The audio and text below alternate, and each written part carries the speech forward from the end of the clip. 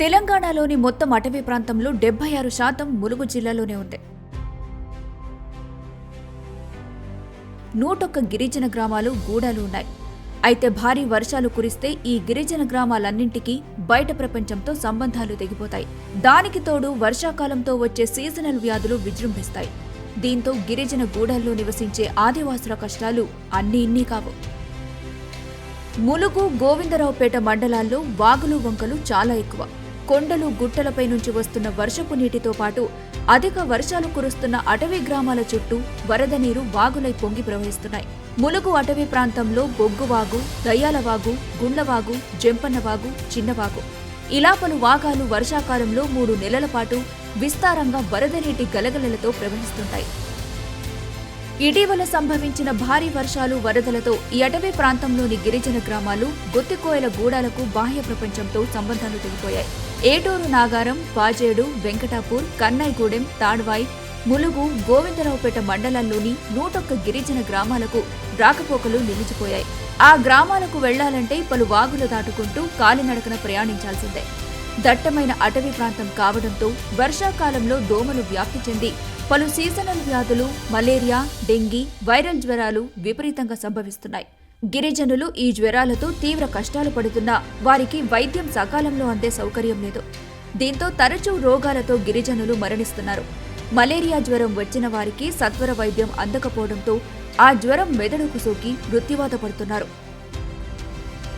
ములుగు జిల్లా అటవీ గ్రామాల్లో ఇటీవల 21 మలేరియా పాజిటివ్ కేసులు నమోదయ్యాయన్న సమాచారం తెలుసుకున్న ములుగు జిల్లా వైద్య శాఖాధికారి డాక్టర్ అల్లెపు అప్పయ్య వెంటనే రంగంలోకి దిగారు.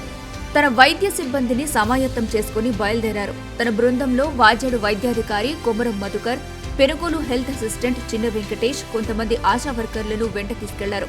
ఈ వైద్య బృందం ప్రాణాలకు తెగించి 3 పెద్దవాగులు దాటి గుట్టలు ఎక్కి దిగి 16 కిలోమీటర్ల దూరం నడిచి వాజేడు మండలంలోని పెనుగోలు గిరిజన గూడానికి రాత్రి 7 గంటలకు చేరుకుంది. గిరిజనులకు వైద్య సేవలు అందించింది. మరుసటి రోజు ఉదయం నుంచి గ్రామంలో పర్యటించి రోగాలు, దోమల పట్ల అవగాహన కల్పించారు. ఇంటింటికి తిరిగి రోగుల రక్త నమూనాలు సేకరించి పరీక్షించగా గ్రామంలో 2 మలేరియా సోకిందని తేలింది. విషపురుగుల బారిన పడకుండా ముందస్తు చర్యలు తీసుకోవాలని తాము గిరిజనులకు సూచించామని డాక్టర్ అప్పయ్య ఫెడరల్ తెలంగాణకు చెప్పారు. వైరల్, సీజనల్ వ్యాధులపై అవగాహన కల్పించామని, జ్వరం వచ్చిన వెంటనే పారాసెటమాల్ టాబ్లెట్ వేసుకోవాలని సూచించామన్నారు. గిరిజనులకు మందులు, దోమతెరలిచ్చి తిరిగి వచ్చామని డాక్టర్ అప్పయ్య చెప్పారు. వాగుల్లోని నీరు తాగితే రోగాలు వస్తాయని, నీటిని కాచి వడపోసి తాగాలని తాము సూచించామని వాజేడు వైద్యాధికారి డాక్టర్ కొమరం మధుకర్ చెప్పారు. ఈ 101 గిరిజన గ్రామాల్లో ప్రస్తుతం 400 మందికి పైగా మహిళలు గర్భవతులుగా ఉన్నారని వైద్యాధికారులు గుర్తించారు. వీరిని అన్ని సౌకర్యాలున్న బంధువుల గ్రామాలకు వెళ్లాలని సూచించారు. బంధువులు లేని గర్భవతులను ప్రసవానికి ముందుగానే సమీపంలోని ప్రాథమిక వైద్య కేంద్రాలకు తరలించామని అప్పయ్య చెప్పారు.